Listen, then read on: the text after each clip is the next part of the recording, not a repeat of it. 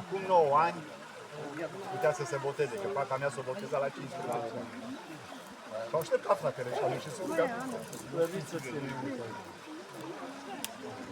Astăzi îmi împlinește Dumnezeu dorința.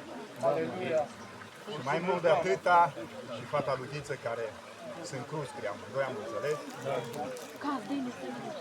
Dar Alex e în apa botezului. Glorie ție, Doamne, îți mulțumim. La 26 de ani. Lăudat să fie Domnul. Putem să-ți spunem, frate, că ești în apa botezului.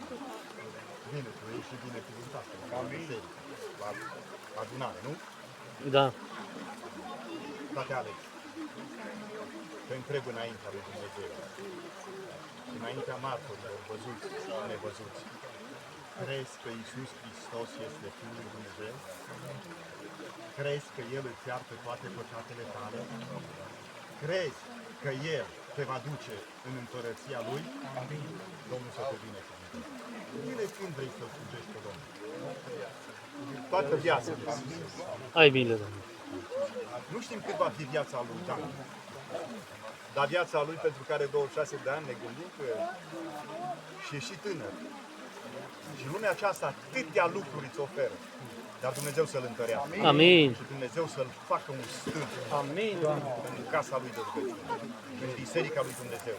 Lăudat să fie Domnul. Pe baza mărturiei tale și în urma credinței tale, noi te botezăm în numele Tatălui, al Fiului, al Duhului Sfânt. Amin. Cine crede să botează, ne-a crezut să boteza. Aleluia, aleluia, aleluia.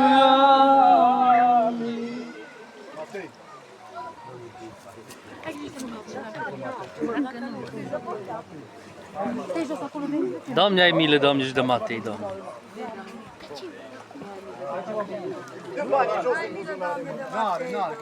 Telefon. N-are nimic, mă. Dacă nu dai mâna... Ce are bani, știi și da. Rece? Matei, câți ani ai?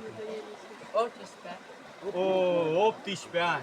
De Vedeți un sănătate. tânăr care s-a decis pentru Domnul. Glorie ție, Un Doamne. tânăr care a realizat la anii aceștia că viața fără Dumnezeu nu merită trăită. Și sunt oameni care așteaptă. Sunt oameni de 50 de ani și nu vor să se întoarcă la Dumnezeu. Dar el este un exemplu. El este un exemplu pe care Dumnezeu o să-l binecuvinteze și o să-i dea tot ce are nevoie el. Matei, te întreb în fața martorilor văzuți și nevăzuți, înaintea cerului, crezi că Iisus Hristos este Fiul lui Dumnezeu? Da.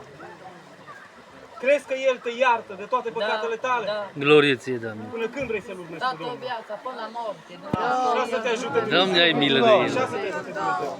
Pe baza mărturiei tale, te botezăm în numele Tatălui. Amin. Cine crede să botează, cine a crezut s-a botezat. Aleluia, aleluia, aleluia.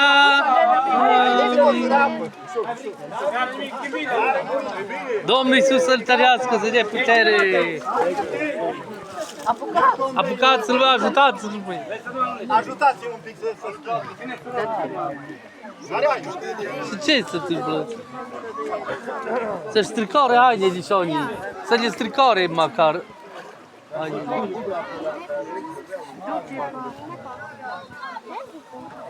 În apa botezului este sora Camei. Dumnezeu să o binecuvânteze. Amin. De câtă vreme așteaptă soțul ei să se pocăiască. Unde o fi soțul ei? Nu cred că e aici. Aici.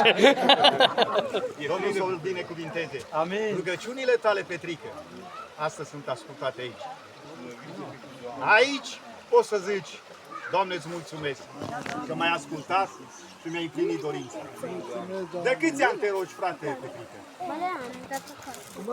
De câți ani te rogi să se pocăiască? De 4 ani. De multe ori nu putem aștepta o zi.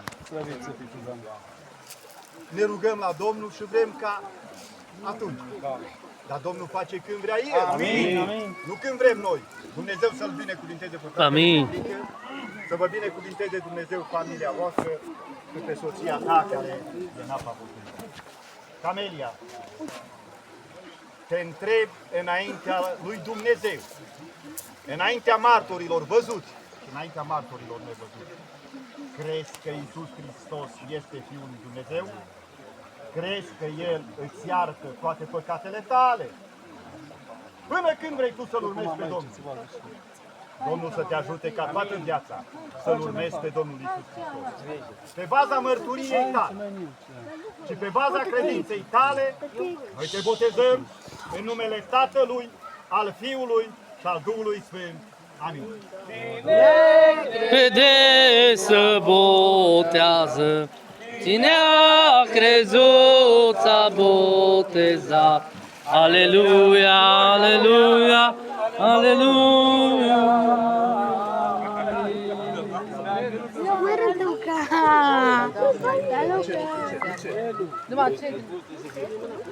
Raluca, puneți mâna la nas. Raluca, puneți mâna la nas. Bagă roția în apă.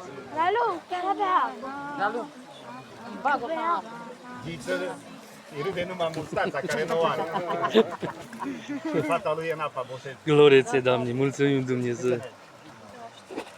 Acum 23 de ani, Raluca era în biserică Da, și se ruga frații pentru ea. Și citea din Numeri capitolul 6, parcă. da. Și astăzi trebuie să răspundă înaintea Domnului. Glorie ție, Doamne, îți mulțumim, Doamne, că Tu ne-ai Lăudați să ascultat. fie Domnul. Te rog, frate.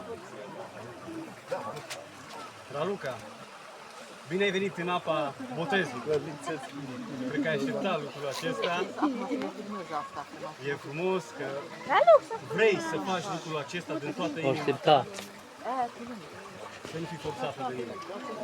Soția mea este aici și la fel s-a întâmplat și la mine când ne-am botezat. Ne-am botezat împreună.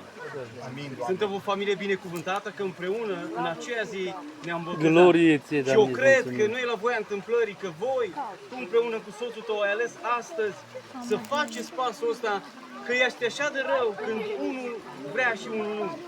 Dumnezeu v-a pus la inimă, de ce? Pentru că Dumnezeu vrea să lucreze cu voi, să ridice slujitori din voi. Amin? Dumnezeu să vă binecuvinteze. Unde e Alex? Cred că s-a și dus să schimbe. Unde e Alex? Ia vezi.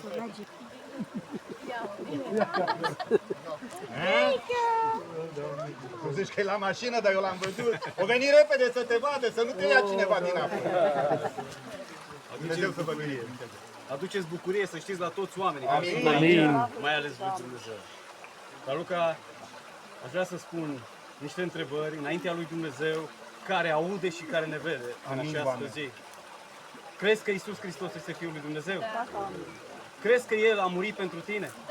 Crezi că El îți iartă toate păcatele tale? Glorie ție, Doamne. Până când vrei să urmezi cu Domnul? Domnul să te ajute.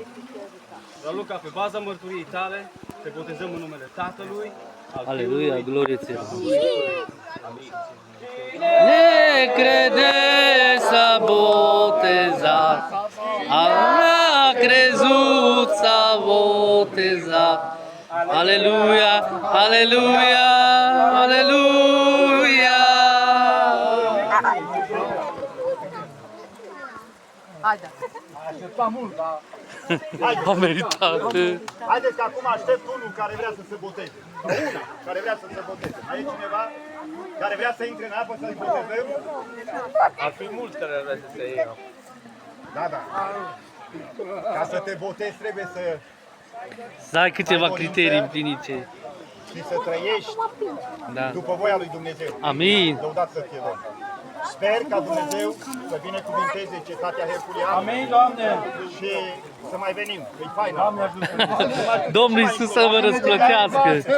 E așa, nu mai trebuie să ia, Contează, mi-așa îmi place, crede. nu mai trebuie să ia. Au, frate, Haideți de mergeam mai față, nu mai trebuie să ia. să mulțumim Domnului pentru toată lucrarea. Pentru tot ce s-a făcut astăzi la Herculean, atât în biserică, cât și pe mal, cât și în apă, fratele George. Doamne, de V-am putere. mulțumit Doamne. Domnului! Doamne, ai Amin. milă de el. Iisuse, Fiul lui Dumnezeu, Doamne, îți mulțumim frumos, Doamne, din inimă, că în ziua ca aceasta, Doamne, am simțit, Doamne, și în biserică și aici, că ești la lucru. Glorie ție, Doamne, îți mulțumim, Doamne. Frumos, Doamne, pentru toată lucrarea Ta cea sfântă. Te rugăm frumos, Doamne, și cu noi să vii, Doamne, acasă și în căsile noastre și la biserica noastră, Doamne. Îți mulțumim frumos, Doamne, că ai adus, Doamne, pe fratele Luca, Doamne, și-a făcut lucrarea Ta care ai făcut-o Tu, Domnul meu. Îți mulțumim frumos, Doamne, de tot, Doamne, și de toate, în vecilor. Amin. Dumnezeu să vă binecuvinteze. Amin. Domnul Iisus Hristos să vă răsplătească. Anunțați voi. Marie, cum a fi, nu, pentru că eu cum a fi, dar biserică.